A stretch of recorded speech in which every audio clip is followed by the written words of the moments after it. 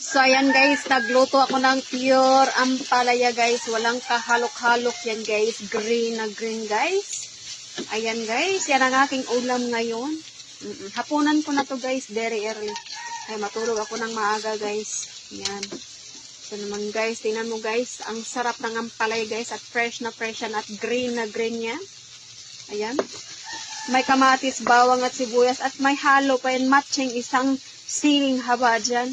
At gusto ko kasi yan medyo maanghang mamaya. At ang aking ngat-ngatin lang yan guys. Hindi ko na lang siya ini-slice. Ayan.